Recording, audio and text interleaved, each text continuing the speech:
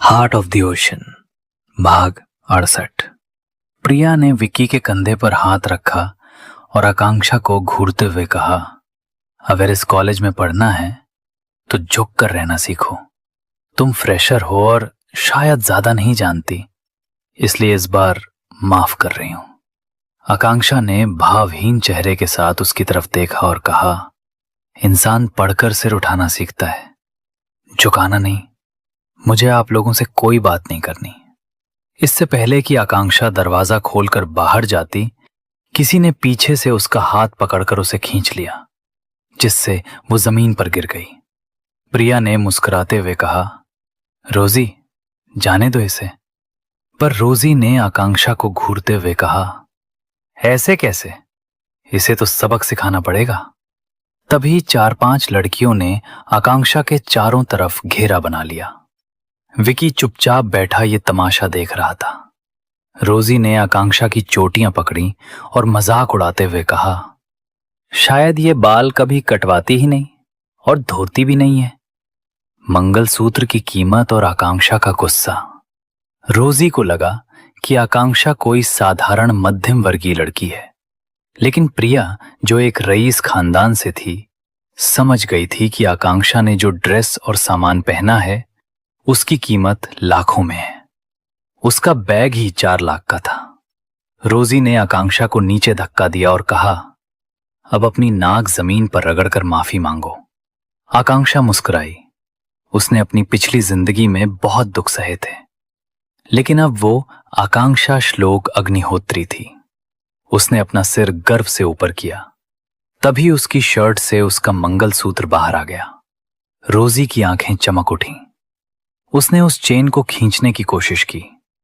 प्रिया ने देखा कि वो डायमंड ऑस्ट्रेलिया का इकलौता पीस था, जिसकी कीमत करोड़ों में थी।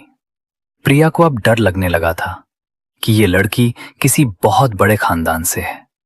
जब रोजी ने मंगलसूत्र छीनने की कोशिश की तो आकांक्षा ने उसकी कलाई कसकर पकड़ ली। उसकी आवाज ठंडी और डरावनी हो गई। मस्ती मजाक तक ठीक था, पर तुमने मेरी सबसे कीमती चीज पर हाथ डाला है। इसे छूने का हक किसी को नहीं है। रोजी दर्द से कराह उठी। जैसे ही बाकी लड़कियां आकांक्षा पर झपटी, आकांक्षा ने फुर्ती से उन्हें किक और पंच मारकर जमीन पर गिरा दिया। तभी कमरे में एक हड्डी टूटने की भयानक आवाज गूंजी और रोजी जमीन पर बैठकर चीखने लगी। विकी की दिलचस्पी और प्रिंसिपल का डर शोर सुनकर प्रोफेसर और प्रिंसिपल वहां पहुंच गए। प्रिंसिपल ने जब आकांक्षा को देखा तो उसके माथे पर पसीना आ गया। उसने सोचा, अगर श्लोक अग्निहोत्री को पता चला कि उसकी पत्नी के साथ यहां रैगिंग हुई है तो वो कॉलेज बंद करवा देगा। विकी ने बड़ी सहजता से कहा, सॉरी सर, दोबारा ऐसा नहीं होगा। आकांक्षा ने प्रिंसिपल से कहा, सॉरी, मैंने जानबूझकर उसका हाथ कसकर नहीं पकड़ा था। गलती से उसकी हड्डी क्रैक हो गई। विकी, जो अब तक खामोश था, आकांक्षा के पास आया और बोला, तुम्हें रोजी के साथ ऐसा नहीं करना चाहिए था। आकांक्षा ने पलटकर कहा, तो अपनी फ्रेंड को तब रोकना चाहिए था जब वो मेरा सामान छीन रही थी। विक्की मुस्कुराया, अगर मैं उसे तब रोक देता तो मुझे कैसे पता चलता कि तुम इतनी अच्छी फाइटर हो। घर वापसी और हबी कॉलेज खत्म होने के बाद आकांक्षा बाहर आई, जहां श्लोक अपनी रोल्स रॉयस के साथ उसका इंतजार कर रहा था। कार में बैठते ही श्लोक ने उसे अपनी गोद में बिठा लिया। आकांक्षा ने उसे पूरे दिन का हाल बताया और यह भी बताया कि उसने एक लड़की का हाथ तोड़ दिया क्योंकि वो उसका मंगलसूत्र मांग रही थी। श्लोक ने मुस्कुराते हुए पूछा, ये तुम्हारे लिए इतना इंपॉर्टेंट क्यों है? आकांक्षा ने मासूमियत से कहा, it proves that I am your wife. श्लोक ने शरारत से कहा, पर तुमने मुझे कभी हबी तो नहीं कहा। बहुत नखरों के बाद आकांक्षा ने धीरे से कहा, हबी। घर पहुंचकर श्लोक उसे गोद में उठाकर कमरे में ले गया। वहां उसने आकांक्षा को एक सरप्राइज दिया। उसने वो कागज निकाला जिस पर आकांक्षा ने अधूरा गाना लिखा था, थोड़ा सा इंतजार। श्लोक ने कहा, मैं चाहता हूं कि तुम इस गाने को पूरा करो। सितारों की तरह चमकती हुई आकांक्षा को देखकर मुझे सबसे ज्यादा खुशी होगी।